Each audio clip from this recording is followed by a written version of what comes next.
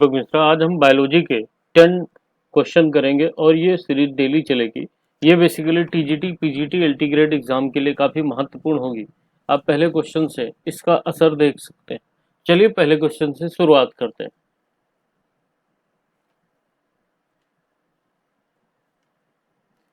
मानव शरीर में पाई जाने वाली किस अंतःस्रावी ग्रंथि यानी इंडोक्राइन ग्लैंड को मास्टर ग्रंथि कहा जाता है, जो अन्य ग्रंथियों के स्राव यानी सिक्रीशन को नियंत्रित करती है?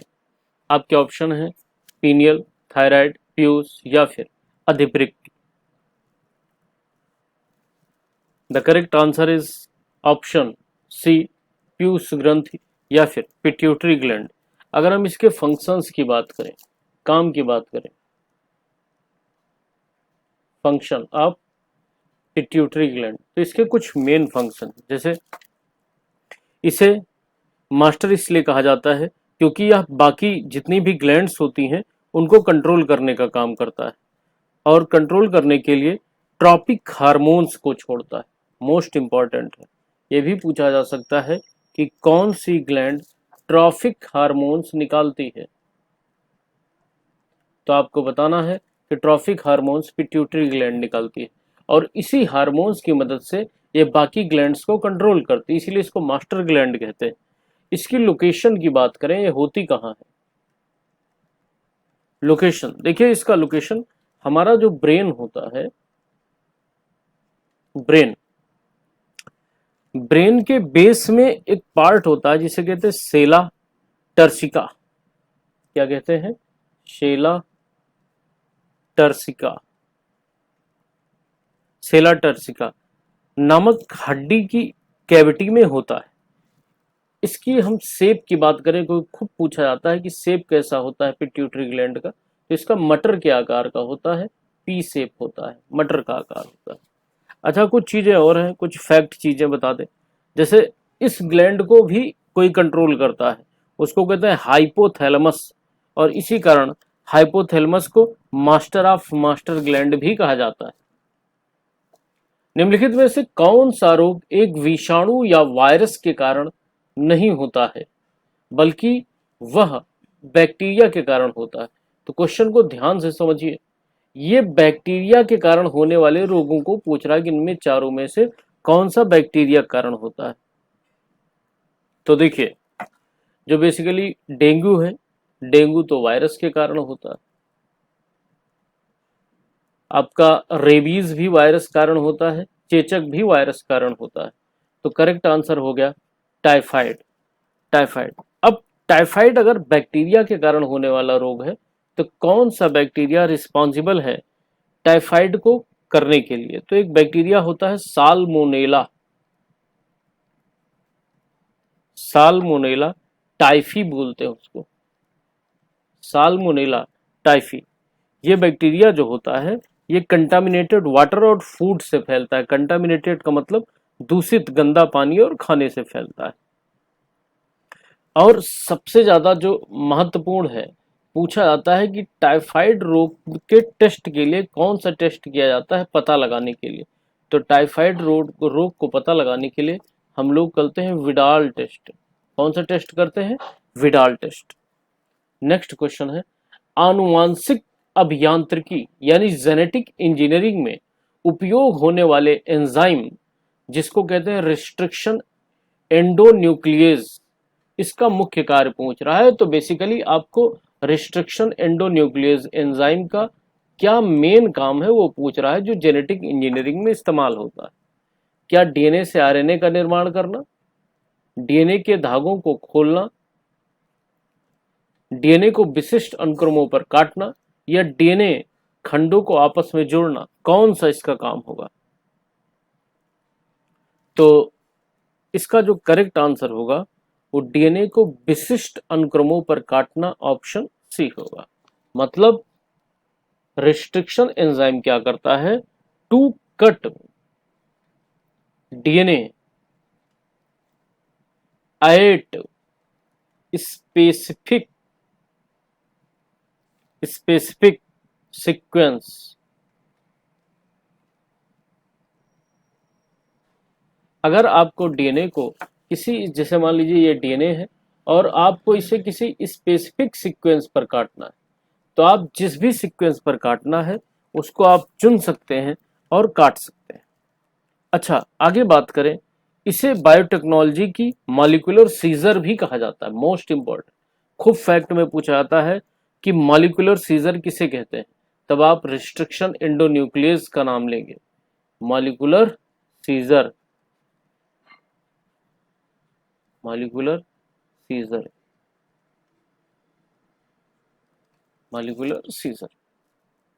अच्छा, और कुछ चीजें बता दें, जैसे यह डीएनए को कहीं से भी नहीं काटता है, यह डीएनए के अंदर पैलिंड्रोमिक सीक्वेंस, यानी जिन्हें आगे या पीछे से पढ़ने पर एक जैसे लगते हैं, जैसे आप लिख दें मैडम, MADAM, मैडम, या फिर आप लिख दें मलयालम, MALAYALAM, तो ये ऐसा जो सीक्वेंस होता है इसे पैलिंड्रोमिक सीक्वेंस कहते हैं, को पहचान कर वहीं से कट लगाता है।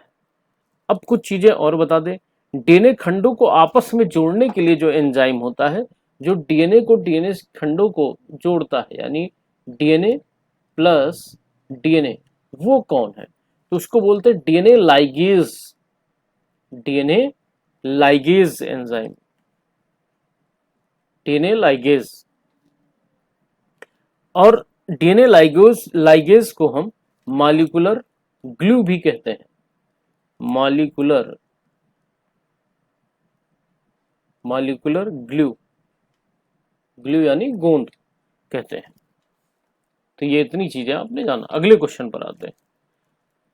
मानव भ्रूणीय विकास यानी एम्ब्रियोनिक डेवलपमेंट के दौरान, जब मानव का जो भ्रूण होता है, एम्ब्रियो होता है, उसके डेवलपमेंट के दौरान जो निषेचित अंडे होते हैं यानी जाइगोट में होने वाले प्रारंभिक समसूत्री विभाजनों को क्या कहा जाता है? क्या उसे अंगजनन कहा जाता है, क्या उसे गैस्ट्रुलेशन कहा जाता है, या फिर उसे क्लीवेज कहा जाता है, या उसे ब्लास्टुलेशन कहा जाता है?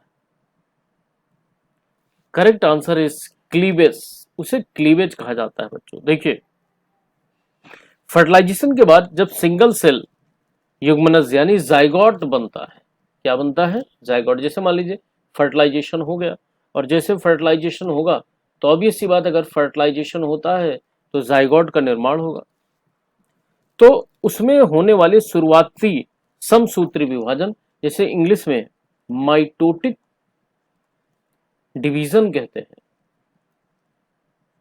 डिवीजन को ही हम क्लीवेज कहते हैं। क्या कहते हैं? क्लीवेज। समझ में आया? यानी फर्टिलाइजेशन हुआ, जाइगोट बना, जाइगोट बनेगा तो उसमें माइटोटिक डिवीजन होगा, और माइटोटिक डिवीजन को ही हम क्लीवेज या हिंदी में विदलन कहते हैं। कुछ यूनिक फीचर भी होते हैं इसके, जैसे इस विभाजन में कोशिकाओं की संख्या तो बढ़ती है, मोस्ट इंपॉर्टेंट है, सेल नंबर तो बढ़ेंगे, ये इंक्रीमेंट होगा डेफिनेटली, बट भ्रूण का जो टोटल वॉल्यूम होता है, भ्रूण यानी एम्ब्रियो का टोटल वॉल्यूम जो है, वॉल्यूम या फिर उसकी साइज भी, सिर्फ वॉल्यूम नहीं, टोटल वॉल्यूम या साइज, ये नहीं बढ़ता है क्लीवेज के दौरान। अब कुछ चीजें, जैसे आपको एक प्रो टिप के रूप में बता दूं, इसके विभाजन से कोशिकाओं का जो ठोस गोला बनता है उसे मोरूला कहते हैं। जैसे इसका जब डिवीजन होता है, मान लीजिए ये सारी प्रक्रिया हो रही है, तो एक गोला बन जाता है, और उसी गोले को कहते हैं मोरूला,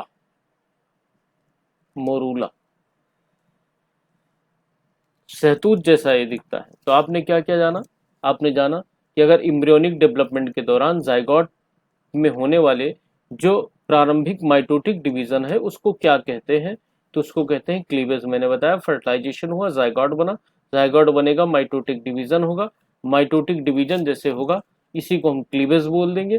क्लीवेज के दरमियान एक चीज आपको ये भी रिमेंबर रखना है कि इसमें जो सेल नंबर्स हैं यानी कोशिकाओं की संख्या है उनमें डेफिनेटली ग्रोथ होती है, लेकिन जो एम्ब्रियो का वॉल्यूम और साइज है उसमें कोई ग्रोथ नहीं होता। और जब ये सारी प्रक्रिया हो जाती है तो एक गोल नुमा आकृति बनती है, सहतूत जैसी दिखने वाली आकृति बनती है और उसी आकृति को मोरूला बोल देते हैं। अग्नाशय यानी पेनक्रियास की लैंगरहैंस दीपिकाएं आइसोलेट ऑफ लैंगरहैंस की बीटा सेल्स कौन सा हार्मोन्स अस्रावित करती हैं? सोमैटोस्टेटिन, एपिनेफ्रिन, इंसुलिन या फिर ग्लूकेगॉन हार्मोन्स? बहुत बढ़िया प्रश्न है। आशा करता हूं आप सभी को इसका आंसर पता होगा। इंसुलिन है। अब समझते हैं इंसुलिन क्या क्या कर रहा है और इसमें हमें हमारे जानने लायक क्या चीजें। तो सबसे पहली बात तो हम जानेंगे नेचर ऑफ ग्लैंड्स को। नेचर ऑफ ग्लैंड, इस ग्लैंड का नेचर क्या होता है ये समझेंगे। देखिए इस ग्लैंड का नेचर, अग्नाशय जो है एक मिक्स्ड ग्लैंड है। मिक्स्ड का मतलब जो एंडोक्राइन भी हो और एक्सोक्राइन भी हो, तो मिक्स्ड ग्लैंड है। दूसरी चीज, इसके अंतःस्रावी भाग को यानी एंडोक्राइन ग्लैंड भाग को हम क्या कहते हैं? Isolate of Langerhans. तो मैं इसको लिखूंगा नहीं क्योंकि यहां पर ये लिखा है आइसोलेट ऑफ लैंगरहैंस। क्या है आइसोलेट ऑफ लैंगरहैंस? पैनक्रियाज की जो एंडोक्राइन पार्ट होता है उसी को आइसोलेट ऑफ लैंगरहैंस कहते हैं। अब इसमें जो एक पार्ट खूब बनता है पैनक्रियाज में, वो ये बनता है कि इसका सेल टाइप के बारे में समझो। सेल टाइप, तो पैनक्रियाज का जो सेल टाइप होता है वो बीटा सेल्स की हम बात करेंगे पहले। बीटा सेल्स, क्योंकि इसी का जिक्र किया गया है क्वेश्चन में। बीटा सेल्स इंसुलिन निकालती है। इंसुलिन निकालती है। इंसुलिन क्या करता है? जो शुगर होता है, मधुमेह होता है, डायबिटीज होता है, उसी को ये कम करता है। तो यानी अगर पैनक्रियाज की बीटा सेल्स जो हैं वो इंसुलिन का निर्माण करना या निकालना बंद कर दें तो शुगर कंट्रोल नहीं होगा, शुगर की मात्रा बढ़ती जाएगी। दूसरा, एक अल्फा सेल्स भी होता है। अल्फा सेल्स होता है। अल्फा सेल्स ग्लूकेगॉन निकालता है। क्या निकालता है? ग्लूकेगॉन। ग्लूकेगॉन, ग्लूकेगॉन क्या करता है? ये शुगर को बढ़ाता है। शुगर को बढ़ाता है। क्लियर है? तो ये कहानी है। मान लीजिए कोई शुगर का पेशेंट है, तो obvious सी बात उसके अल्फा सेल्स ग्लूकेगॉन निकाल रहे हैं, शुगर बढ़ रहा है, तो बीटा सेल्स इंसुलिन निकालेंगे, तभी शुगर मेंटेन होगा। अगर इंसुलिन का निकलना बंद हो जाएगा तो वही व्यक्ति क्या हो जाएगा? उसके शुगर की बीमारी हो जाएगी, यानी हाई शुगर हो जाएगा।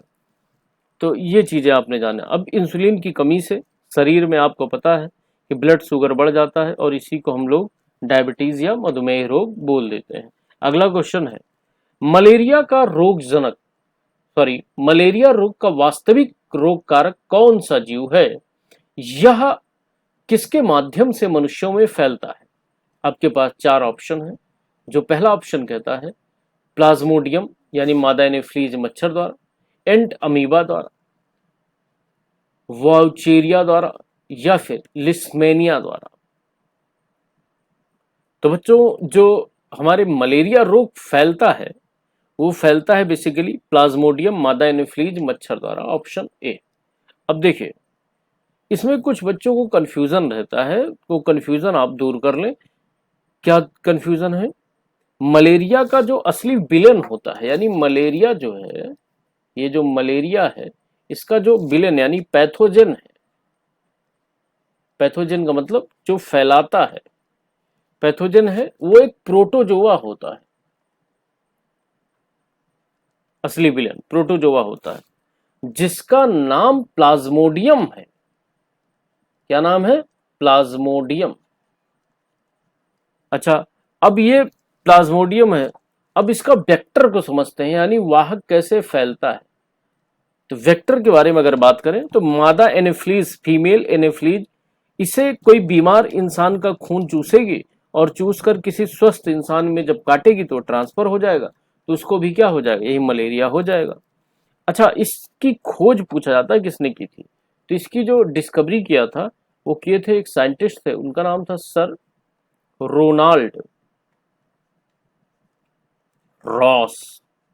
सर रोनाल्ड रॉस ने किया था और जिसके लिए इनको नोबेल प्राइज भी मिला था। बायोटेक्नोलॉजी में पीसीआर यानी पॉलीमरेज चेन रिएक्शन तकनीक का प्राथमिक उपयोग किस कार्य के लिए किया जाता है?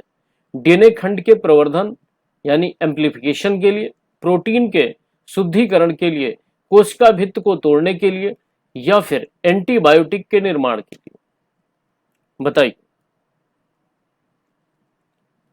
The correct answer is for DNA amplification, option A. अब देखिए, आसान शब्दों में अगर हम बात करें इसको, तो पीसीआर का मतलब क्या होता है? पीसीआर फुल फॉर्म लिखा है इसलिए मैं लिख नहीं रहा हूं। पीसीआर का मतलब है डीएनए की फोटोकॉपी मशीन, बस इतना समझो।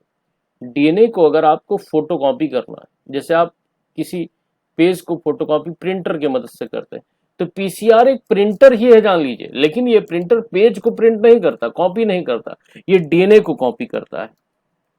जैसे अगर आपके पास डीएनए का एक छोटा सा टुकड़ा है, मान लीजिए ये डीएनए का एक छोटा सा टुकड़ा है, ठीक, तो और आपको इसकी अरबों कॉपी बनानी है, जिसे क्लोन्स भी कहते हैं, अरबों कॉपी बनानी है, तो ये पीसीआर टेक्निक के माध्यम से आप इसके 1 घंटे में अरबों कॉपी बना सकते हैं। यानी इस डीएनए के, और जो कॉपी बनती है उसी को हम क्लोन्स कहते हैं, क्लोन्स बनाई जा सकती है।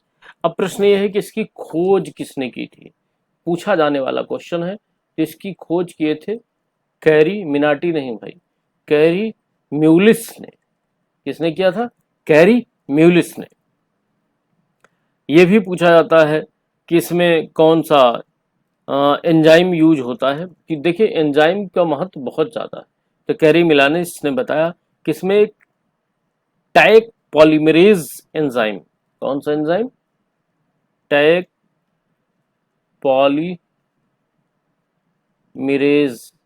ये एंजाइम इसमें मेंटेन करता है। और ये एंजाइम जो है ये गर्म तापमान में भी चेंज नहीं होता, बदलता नहीं। 8वां क्वेश्चन है, मानव भ्रूण यानी ह्यूमन एम्ब्रियो के चारों ओर पाई जाने वाली कौन सी सुरक्षात्मक झिल्ली जो भ्रूण को सूखने से बचाती है और आघातों को अवशेष करती है, अवशोषित करती है? कौन सा है भाई? एमनियन है, यॉर्क है, कोरियन है, या एलेंटोसिस है? तो आपका जो सही आंसर है वो है ऑप्शन ए, एमनियन। अब देखिए एमनियन क्या है, ये एक प्रोटेक्टिव लेयर होती है, प्रोटेक्टिव लेयर, सुरक्षात्मक कवच होती है। ठीक भाई, ये तो हमें समझ में आ गया। होता क्या है, जैसे मान लीजिए कोई एम्ब्रियो, मैं ई लिख दे रहा हूं, समझ लीजिए एम्ब्रियो, एम्ब्रियो के चारों ओर एक एमनियन नामक थैली होती है। जैसे मान लीजिए एम्ब्रियो है, इसके चारों ओर एक एमनियन नामक थैली। एम्ब्रियो कहाँ होगा? यूट्रस में होगा। जो फर्टिलाइजेशन जायगोट, जायगोट के बाद एम्ब्रियो बनता है, उसके इसके किनारे किनारे एक थैली होती है। इसी थैली को हम क्या कहते हैं? एमनियन कहते हैं। अब इस थैली का काम क्या है एम्ब्रियो के रिस्पेक्ट में? तो देखिए इसमें एक फ्लूइड भरा होता है, किसमें? इसी एमनियन नामक थैली में, और इसी फ्लूइड को हम कहते हैं एमनियोटिक फ्लूइड, एमनियोटिक फ्लूइड। अब ये फ्लूइड क्या करता है? तो जैसे मान लीजिए बाहर से कोई शॉक आया, कोई आघात आया, तो ये शॉक को एब्जॉर्ब कर लेता है, और शॉक को एब्जॉर्ब कर लेता है तो जो एम्ब्रियो होता है, एम्ब्रियो सेफ रहता है, एम्ब्रियो को कोई दिक्कत नहीं होती। तो ये शॉक एब्जॉर्बर की तरह काम करता है। दूसरा, एम्ब्रियो को सूखने से बचाता है, यानी डिशिकेशन से बचाता है, डिशिकेशन से बचाता है।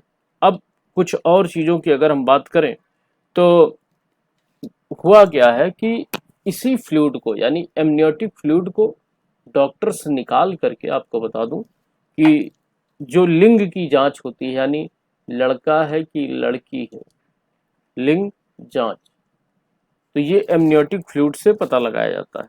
या फिर कोई जेनेटिक डिजीज है तो वो भी एमनियोटिक फ्लूइड को ही डॉक्टर निकाल कर पता लगा लेते हैं एम्ब्रियो स्टेज में। हालांकि इस जेनेटिक डिजीज और लिंग जांच के पता लगाने की प्रक्रिया को साइंस में एमनियोसेंटेसिस कहते हैं। क्या कहते हैं भैया? एमनियोसेंटेसिस, AMNIOCENTESIS, एमनियोसेंटेसिस, जो कि इंडिया में क्या है भैया? बैन है। आप भारत में इसका इस्तेमाल नहीं कर सकते हैं। अधिवृक्क ग्लैंड यानी एड्रिनल ग्लैंड के वल्कुट या कॉर्टेक्स भाग के क्षतिग्रस्त होने से कौन सा रोग होता है जिसमें सोडियम और जल का अत्यधिक उत्सर्जन होने लगता है? आपके ऑप्शन है एडिशन, एक्रोमेगैली, कुंसिंग सिंड्रोम या फिर ग्रेव्स रोग। The correct answer is option A, Addison करो। अब एडिशन डिजीज के बारे में थोड़ा जानेंगे। सबसे पहले हम इसकी कॉजेस के बारे में जानेंगे, कारण क्यों होता है ये। देखिए, किडनी के ऊपर स्थित होता है आपका एड्रिनल ग्लैंड। उसके बाहरी हिस्से जो होते हैं, बाहरी हिस्से को कॉर्टेक्स कहते हैं। कॉर्टेक्स से हार्मोन्स का जो अल्प स्राव होता है यानी हाइपोसिक्रीशन होता है, तब यह बीमारी होती है। फिर समझें मैंने क्या समझाया आपको। मैंने बताया कि किडनी जहां पर है, आपके बॉडी में दो किडनी, सबसे ऊपर फेफड़ा, फेफड़े के नीचे एक लीवर और लीवर के नीचे दो किडनियां, दाएं और बाएं। अब देखिए किडनी है, जैसे मान लीजिए ये है आपकी किडनी, राइट लेफ्ट किडनियां हो गई। किडनी के ऊपर एक ग्लैंड होती है जिसे एड्रिनल ग्लैंड कहते हैं। एड्रिनल ग्लैंड कहते हैं, ठीक भाई, एड्रिनल ग्लैंड हो गई। अब इसके बाहरी हिस्से, इस ग्लैंड का जो आउटर पार्ट होगा, इसी को हम कहेंगे कॉर्टेक्स। चलो भाई, ये भी समझ में आ गया, कॉर्टेक्स। अब इस कॉर्टेक्स से एक हार्मोन्स निकलता है। कौन सा? हार्मोन्स निकलता है। हार्मोन्स का अपस्राव होता है, यानी हार्मोन्स अगर कम निकलने लगे, अल्प स्राव होने लगे, और इस कंडीशन को हम कहते हैं हाइपोसिक्रीशन, तब ये बीमारी आपको हो जाएगी। कौन सा? Addison disease. ठीक, अब ये तो समझ में आ गया कि ये बीमारी होती कैसे। अब इसके लक्षण क्या है, यानी सिम्टम्स की बात करें, लक्षण की बात करें, कैसे पता चलेगा कि रोग हो गया। देखिए, शरीर में सोडियम और पानी की भारी कमी हो जाएगी। दूसरी चीज, आपको लो बीपी हो जाएगा, बीपी आपका लो रहने लगेगा, हाई नहीं, लो। दूसरी चीज, आपके बॉडी यानी त्वचा, स्किन का रंग कैसा हो जाएगा? तांबे जैसा हो जाएगा। कैसा हो जाएगा? तांबे जैसा। उसको कहते हैं ब्रॉन्जिंग ऑफ स्किन। और इस रोग को जो खोजने वाले वैज्ञानिक थे, थॉमस एडिसन को फादर ऑफ इंडोक्रिनोलॉजी कहा जाता है। एड्स रोग के विषाणु यानी एचआईवी की आनुवांशिक प्रकृति किस प्रकार की होती है और यह मुख्य रूप से किन कोशिकाओं पर आक्रमण करता है? आपके ऑप्शन है एसएसआरएनए, एक रज्जु के डीएनए। मैं अगले क्लास से क्या करूंगा कि क्वेश्चन हिंदी और इंग्लिश दोनों में रहेगा और कंप्लीट रहेगा, इसमें काम चलाइए। एक रज्जु के डीएनए यानी सिंगल स्टैंडर्ड, द्विरज्जु के डबल स्टैंडर्ड, द्विरज्जु के डीएनए। तो इसमें से कौन सा आपका ऑप्शन सही होगा? तो इसमें होगा बच्चों एक रज्जु के आरएनए यानी एसएसआरएनए, ऑप्शन ए। अब देखो होता क्या है इसमें। एचआईवी जो होता है, एचआईवी एक रेट्रोवायरस है। सबसे पहली चीज तो आपको ये पता होना चाहिए कि एचआईवी क्या है। रेट्रोवायरस, ठीक, इतना तो क्लियर हुआ। HIV is a retrovirus. इसके अंदर डीएनए नहीं होता, ये भी आपको पता होना चाहिए, क्योंकि वायरस है, वायरस में डीएनए होगा ही नहीं, डीएनए नहीं होता। बल्कि होता क्या है? सिंगल स्टैंडर्ड आरएनए, यानी डीएनए तो नहीं है लेकिन एसएसआरएनए है, यानी सिंगल स्टैंडर्ड आरएनए है। और इसके कितने धागे होते हैं सिंगल स्टैंडर्ड आरएनए के? 2 धागे होते हैं। चलिए, अब हम आते हैं अटैक पॉइंट पर कि अटैक कहाँ करता है और इससे हो जाने से दिक्कत क्या होती है बॉडी। तो देखिए, यह हमारे शरीर में जो है इम्यून सिस्टम के सबसे बड़े कमांडर होता है, यानी जो हमारे शरीर के इम्यूनिटी को मेंटेन कर रहा है, जो चला रहा है शरीर की इम्यूनिटी को, उसको हेल्पर टी सेल्स बोलते हैं। क्या बोलते हैं? Helper T cells. अब ये करेगा क्या? ये हेल्पर टी सेल्स को चुन चुन के मारने लगेगा, ऐसे ऐसे मारने लगेगा। अब जब आपकी बॉडी में जो आपका इम्यूनिटी कमांडर है उसी को लोग चुन चुन के मारने लगेंगे, तो जब कमांडर चला जाएगा तो क्या होगा, आपकी इम्यूनिटी खत्म हो जाएगी। इसलिए ये बॉडी की इम्यूनिटी को खत्म कर देता है। अब एड्स की जांच के लिए कौन सा टेस्ट होता है, तो एड्स की जांच के लिए होता है बच्चों एलिसा टेस्ट। कौन सा टेस्ट होता है, एलिसा टेस्ट। और कंफर्मेशन के लिए कि एकदम कंफर्म हो जाए, तो उसके लिए अगर एग्जाम में लिखकर आता है कंफर्मेशन के लिए, तो कंफर्मेशन के लिए होता है वेस्टर्न, ये डब्ल्यू है भाई, western blot test, blot test. तो आज के 10 क्वेश्चन रहे। अगर आपको क्वेश्चंस रियल में अच्छे लगे हों और एक्सप्लेनेशन में मैंने काफ़ी पॉइंट्स बताए तो आपको अच्छा लगा हो, तो प्लीज़ इसको लाइक शेयर सब्सक्राइब जरूर करें, जिससे हम लोगों का मोटिवेशन बने कि हम और वीडियोस डालें, बस और कोई इसका मतलब नहीं। और आपके लिए क्वेश्चन होमवर्क में है कि आप बताएं कि डीएनए की खोज किसने की थी। Thanks for listening, God bless you all.